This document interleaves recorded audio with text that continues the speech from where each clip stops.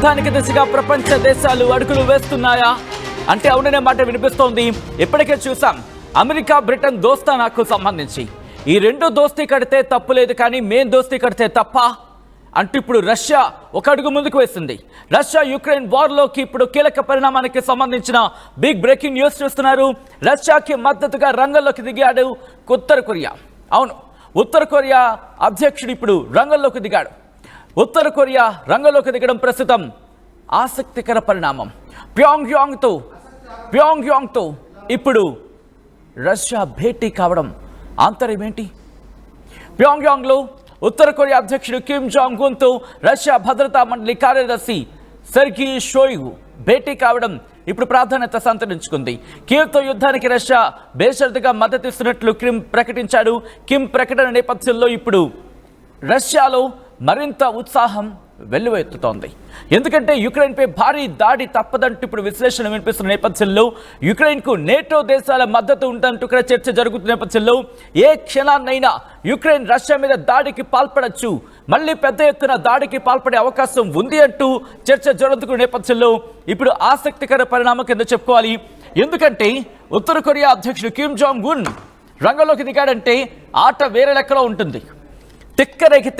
తిక్కరేగితే ఒక్కసారి తోలు తీసి చేతిలో పెడతానంటాడు.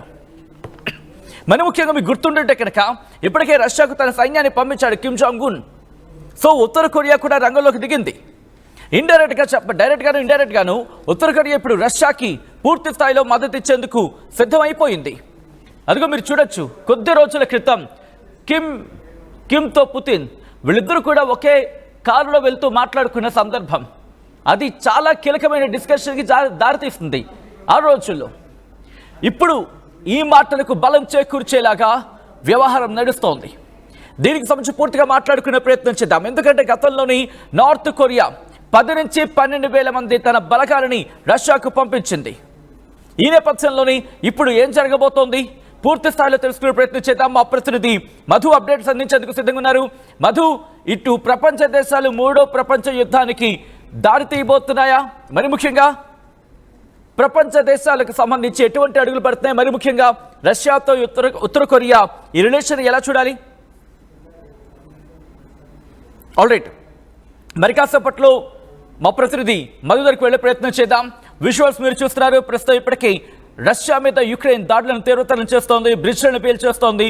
దాంతోపాటు రష్యా మీద వైమానిక దాడులకు సంబంధించి కాదు, కానీ ఇక్కడ డ్రోన్ దాడులతో విరుచుకుపడుతోంది, యుద్ధ విమానాలను పేల్చేస్తోంది. దాంతోపాటు యుక్రెయిన్ ఏ క్షణాన్నైనా రష్యా మీదకు పెద్ద ఎత్తున దాడికి దిగచ్చు అని చెప్పి చర్చ జరుగుతున్న నేపథ్యం.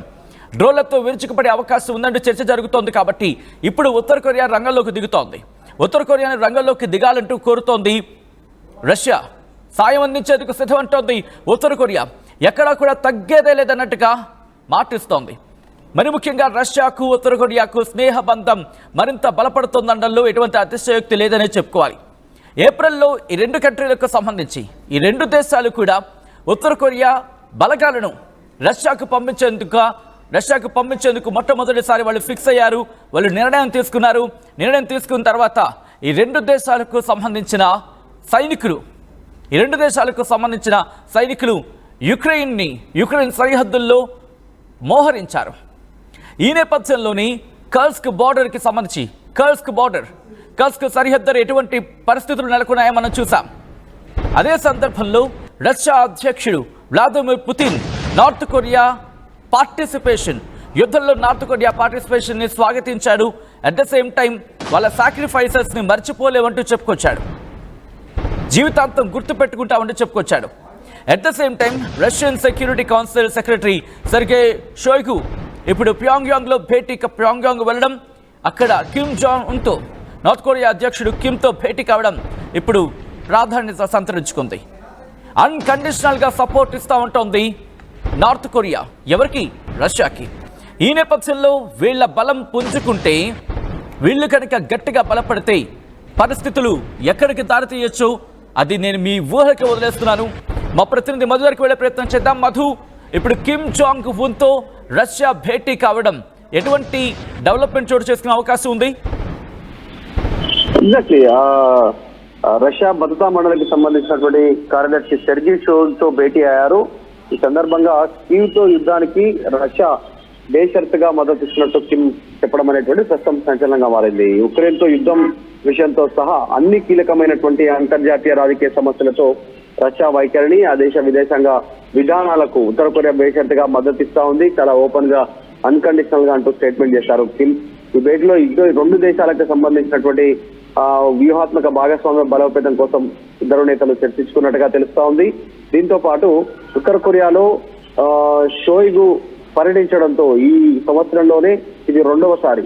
మార్చిలో ఒకసారి పర్యటించి కిమ్ తో భేటీ అయి అనేక విషయాలు చర్చించారు. ఇప్పుడు మళ్ళీ ఈ విషయం మరొకసారి భేటీ కావడం పైన చర్చ కొనసాగుతుంది. మనం చూస్తా ఉన్నాం, రీసెంట్ గా కొన్ని డ్రోన్లతో రష్యాకు సంబంధించినటువంటి ఎయిర్ క్రాఫ్ట్ ని ధ్వంసం చేశారు.